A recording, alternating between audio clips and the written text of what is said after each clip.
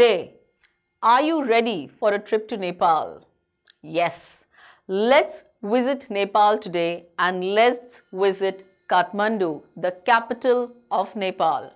Written by Vikram Seth, our very own Indian novelist and poet. This is an extract, a part taken from the book Heaven Lake. So let's discover Kathmandu today. Beautiful place. For those who haven't been, you shall get to know a lot about it, and those who have been shall recap whatever they have visited. So it's a win-win situation for both. So let's know about him first. Vikram Seth was born in Kolkata, West Bengal. He moved to London and studied philosophy, politics and economics at Corpus Christi College, Oxford. He then pursued a PhD in economics at Stanford University. He has published 6 books of poetry and 3 novels. So like I told you, he is a novelist and a poet. The publication of A Suitable Boy won him the W.H. Smith Literary Award in 1993. He wrote so beautifully that he has won N number of awards. There are many awards against his name and really adding a lot of credit. So, what are we going to talk about today? In Kathmandu, Vikram Seth recalls the memories of his visit to Kathmandu, the capital of Nepal. So, he had paid a visit over there. Now, he's recalling all that he had seen.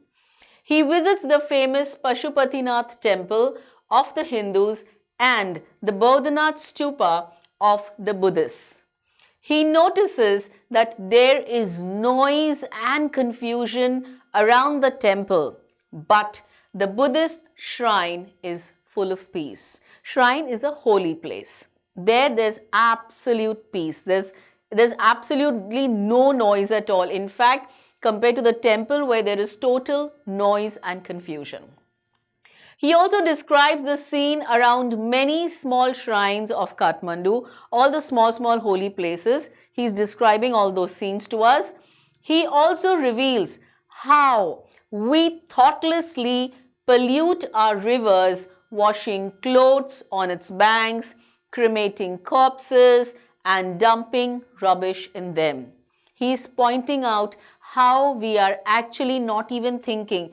Thoughtlessly, we are polluting, we are spoiling, we are dirtying our rivers.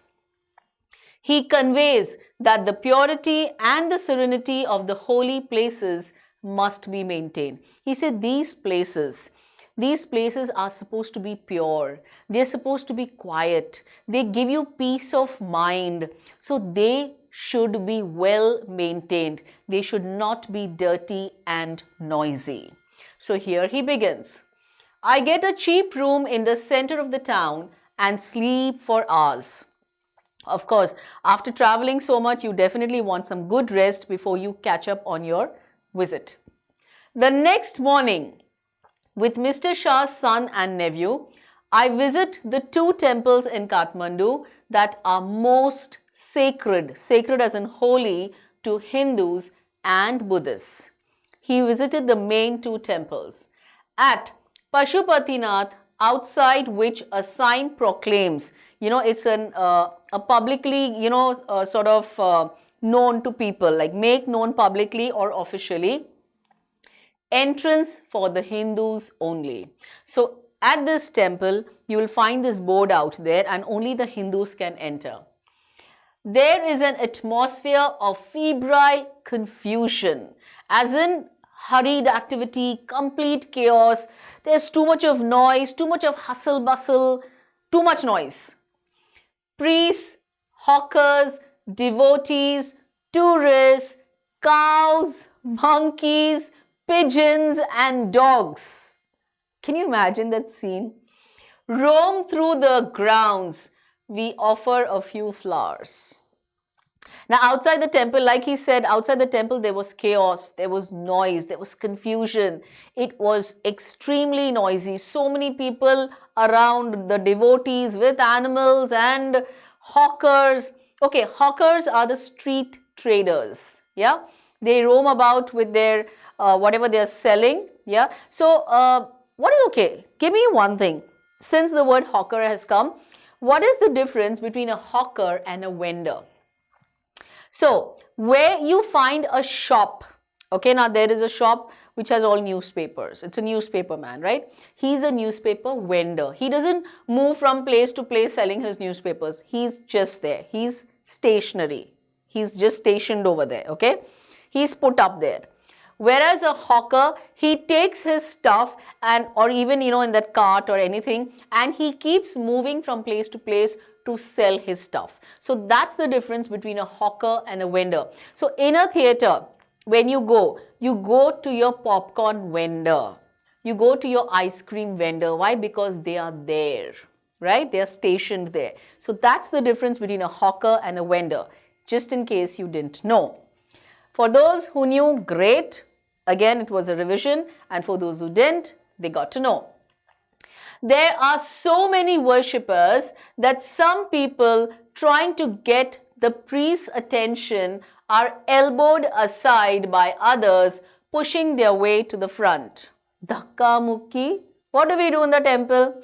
Hey, thoda jaga do na. Are jane do na. And we do this and we keep finding, Indians are very good at this. Very, very good. So this is what was happening over there. There were so many people in the temple and everyone is trying to get the priest's attention. They just try to do it in any way to get to the front. A princess of the Nepalese royal house appears. Everyone bows and makes way. Suddenly, a princess of the Nepalese royal house, she just comes. So everyone just bows down, out of respect, and they give her way. They allow room for her to go. They, all make way and she just goes. By the main gate, a party of saffron-clad Westerners struggle for permission to enter. Now here, there was a group of people. They were dressed in saffron. Saffron-clad means they were dressed in the saffron. The priests, they all wear that orange thing. That's the saffron color. But they were Westerners. And what were they doing? They were struggling for permission to enter. They were telling the police out there, look, we are Hindus and we need to enter. The policeman is not convinced that they are Hindus. Only Hindus are allowed to enter the temple. So again, even that argument, that discussion was going on. So there was noise over there as well. A fight breaks out between two monkeys. Now, generally when we visit these places, you go to Haridwar and all, you will see a lot of monkeys. Yeah. So now there was a fight there. Now this is also what he watches. So he says there was a fight between two monkeys. One chases the other, who jumps onto a Shivalinga.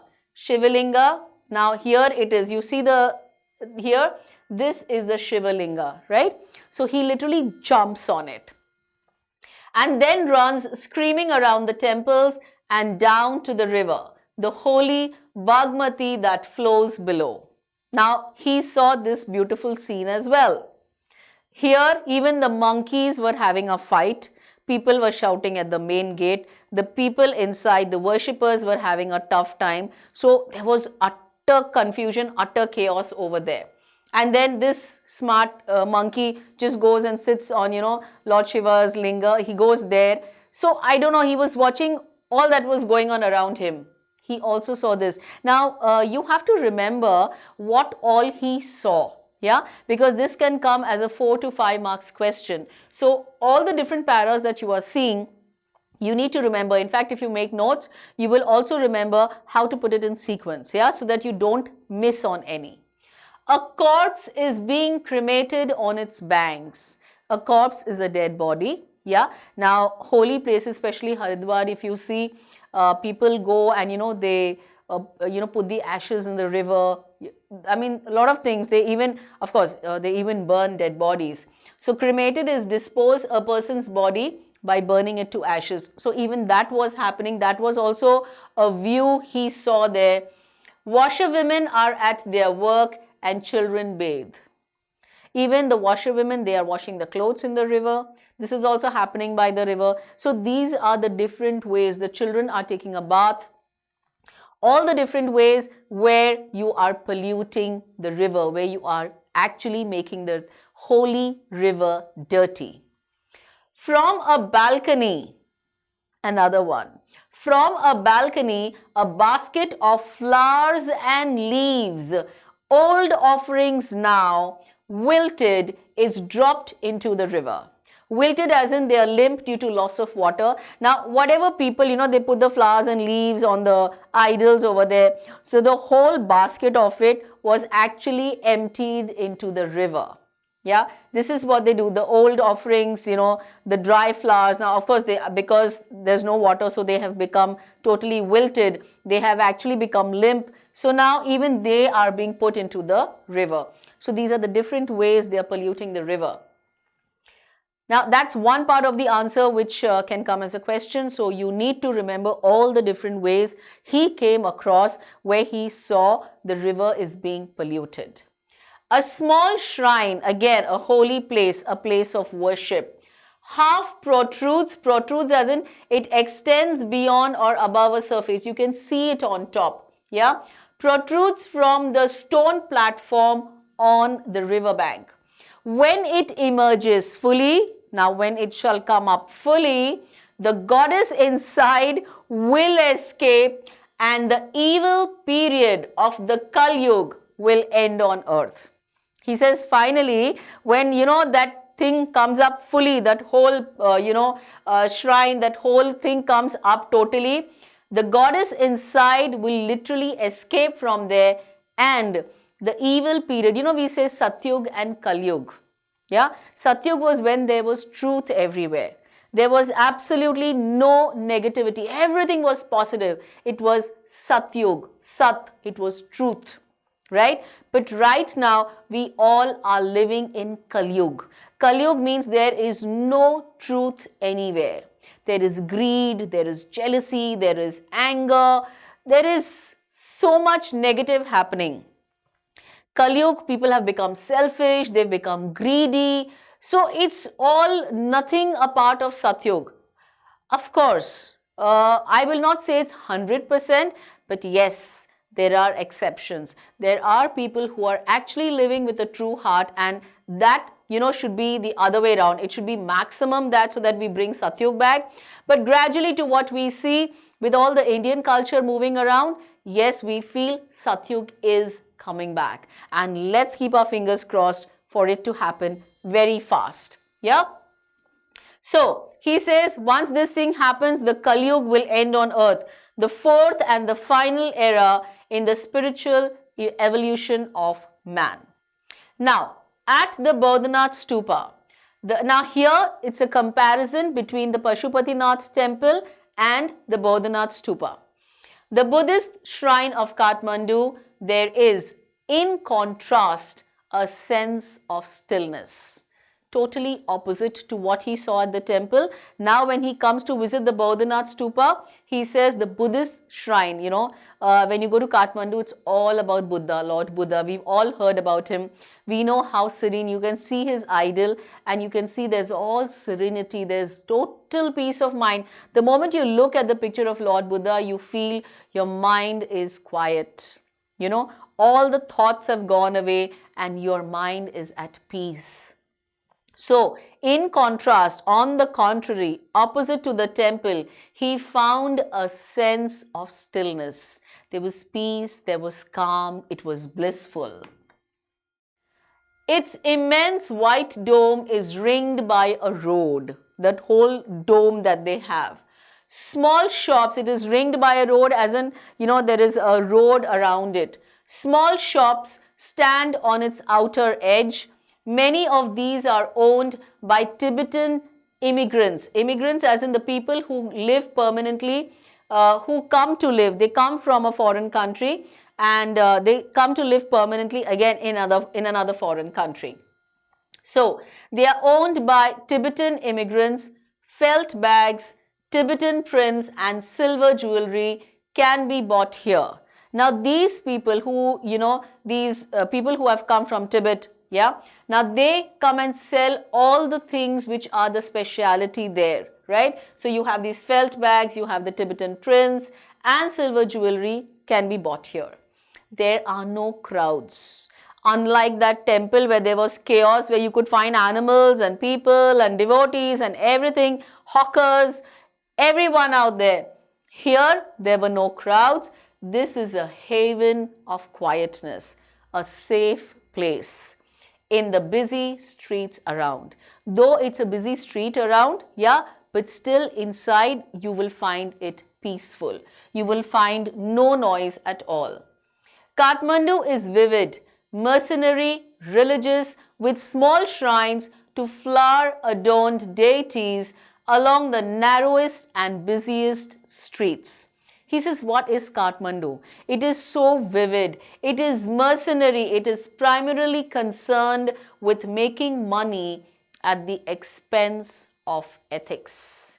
Now, here also when people come, they are actually making money over there at the expense of ethics. In the name of God, they are actually making money. Religious, with small shrines to flower-adorned deities. All the deities over there, the gods over there, they're all with, loaded with flowers along the narrowest and the busiest streets. Now, you see the people around on the streets, you'll just wonder, just visualize this scene if you haven't been there. And if you have been there again, recall you had passed through all this. With fruit sellers, flute sellers, hawkers of postcards, shops selling Western cosmetics, film rolls and chocolate, or copper utensils and Nepalese antiques. Film songs blare out from the radios. Now you can imagine that street with so many people around. There's loud music and what? You have filmy songs. Car horns sound. The people are honking, cars are passing. Bicycle bells ring. Stray cows, they low questioningly at motorcycles. There are just cows roaming freely on the streets. Vendors shout their wares. Vendors, like I told you, people who have shops there, they are shouting, okay, this is we have here, please come and buy. Whatever they are selling, they are talking about their wares. I indulge myself mindlessly. Buy a bar of marzipan. Marzipan, we all know, it is a sweet made with grated almond. So I buy that. A corn on the cob. Corn on the cob, do you know? Roast. Now, when I read the description, you will understand. Roasted in a charcoal brazier on the pavement, rubbed with salt, chili powder, and lemon. Did you get it? Butta. That's what we call it, right? Makai. So it was roasted on charcoal on that, open stove they use, and then you rub it with lemon and salt and chili, and it's yummy. Mouth-watering? Yeah, mine too. A couple of love story comics and even a Reader's Digest. Now he takes all this. Now he got so fed up of all this, and he just takes all this to go back to his room. All this I wash down. I eat all this and I wash it down with Coca-Cola and a nauseating orange drink. Now, it was a very sickening one, and feel much the better for it. He says, okay, that's what he felt after having all this. I consider what route I should take back home. He says, now enough of all this. He ate, he roamed about, he did everything. He says, now I wonder, which route I should take back home. If I were propelled by enthusiasm, if I was pushed or I was driven forward, if I had a lot of enthusiasm at that point of time for travel per se, as in for travel by itself, I would go by bus and train to Patna. Then sail up the Ganges, past Banaras to Allahabad, then up the Yamuna, past Agra to Delhi. Wow. He's saying if I was really full of energy, if I was total, I had all the enthusiasm, this is exactly first what I would have done. But I am too exhausted and homesick. Now I'm extremely tired. Exhausted means very, very tired. And I'm homesick. Now I'm missing my house, my home. Today is the last day of August. Go home, I tell myself. Move directly towards home. I enter a Nepal Airlines office and buy a ticket for tomorrow's flight. He says, enough, now I'm tired, I want to go back home. And so he goes to buy a ticket for himself at the Nepal Airlines office. Yeah. I look at the flute seller standing in a corner of the square, near the hotel. Now, as he was just came out after buying a ticket, he's traveling tomorrow back home. So when he came out, he saw the flute seller standing in the corner of a square near the hotel. In his hand is a pole. There was a long stick with an attachment at the top from which 50 to 60 bansuris protrude in all directions. So, say this was the pole and there was a flute, a bansuri, coming in all directions. There were around 50 to 60 of them. Like the quills of a porcupine. Now, you've seen a porcupine, he has those. So, yeah, these were also just standing up and pokey types. They are of bamboo. Now, these flutes are of bamboo. There are cross flutes and recorders. So, many different things. From time to time, he stands the pole on the ground. He puts that pole on the ground, selects a flute from those many. He takes any one and he plays for a few minutes. The sound rises clearly above the noise of the traffic and the hawkers' cries. Now, that flute sound is so melodious, right? So, though there was noise out there of the traffic and the hawkers crying out, okay, we are selling this, come and buy, that sound rises way above those. He plays slowly, meditatively. Meditatively as in thoughtfully. He plays a very sweet tune, very quiet, very serene tune without excessive display. Just plays it. He does not shout out his wares. He does not shout out his articles which are offered for sale. He does not say, oh, come, please buy the flute. He's not doing that, right? He's quiet. Occasionally, at times, he makes a sale. Sometimes people come and buy it from him. But in a curiously off-handed way, as in very casual, not showing much interest in something. It does not bother him, He's happy playing the flute. Off-handed way, as if this were incidental to his enterprise. He says, okay, if they buy, fine. Sometimes he breaks off playing to talk to the fruit seller. Sometimes he takes a break, he doesn't play the flute, and he starts talking to the fruit seller who is next to whom he is standing. He just does that at times. It doesn't really bother him. I imagine that this has been the pattern of his life for years. He's saying, I was just wondering, so this man who's selling the bansuris, so he must be doing that, he has been doing that for years, like every time the same thing. I find it difficult to tear myself away from the square. He's saying, I just stand glued there. I'm so fascinated that I'm just there. I cannot move away from there. Flute music always does this to me, saying this is how I am affected when I listen to the flute music. It is at once the most universal and most particular of sounds. It's a very melodious, it's a very touching sound. There is no culture that does not have its flute. The reed ney, the recorder, the Japanese shakuhachi, the deep bansuri of Hindustani classical music, the clear or breathy flutes of South America, the high-pitched Chinese flutes. So he's giving you all the different cultures where he says that there is no culture that does not have its flute. So it is a universal thing. That's the reason he calls it the most universal instrument. Yeah, the instrument of music. Each has its specific fingering and compass. Now, all these flutes are different. They're differently made. Yeah, they have their own fingering, as in the way of placing the fingers to play different notes. So, like here we do this, there they have it in a different manner.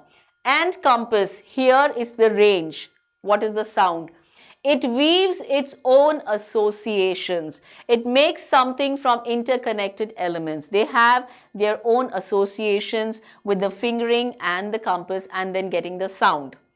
Yet to hear any flute is, it seems to me, to be drawn into the commonality of all mankind, to be moved by music, closest in its phrases and sentences to the human voice. Now the flute that is being played, whatever it's coming, it's like the sound is just like that of a human. And why is that so? Its motive force too is living breath. It too needs to pause and breathe before it can go on. So just like any human, you need breath, right? You need to even pause and then continue taking breath. It's the same way. The motive force for the flute to go on is the living breath. So when you exhale into it, that time it gives the sound. When you stop exhaling, there is no music. That I can be so affected by a few familiar phrases on the bansuri surprises me at first.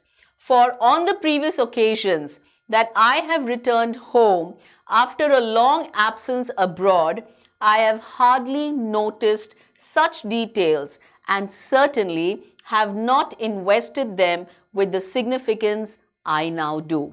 He actually sat and observed the flute seller. Yeah, and he realized, he got into so many details. He was actually lost and he was just wondering how those sounds are coming, how he is exhaling into it. That time the melodious notes come, and once he stops exhaling, the flute stops giving the music. So he got into so much detailing of the flute. He was so enchanted with that music that even when he got back home, he could remember every minute detail. And just like he said here, it's not been the case with any other place. Wherever I have been abroad, I have not thought of it in detail. But yes, when it came to this flute seller that you can see out here, he actually got deep into his heart all the beautiful memories with every minute detail. So that was our beautiful visit to Kathmandu. I hope you enjoyed it, and this is how we conclude it. The use of traveling is to regulate imagination by reality. And instead of thinking how things may be, to see them as they are. Samuel Johnson. So this is what he says. He says when you're going there, just go and accept. Just see the culture. Just witness everything that's going around and be happy with what it is and how they are. Stop running your imagination wild and coming up with conclusions. Just enjoy yourself just like you are enjoying yourself right now with me. So yes, for the same, keep watching and keep learning.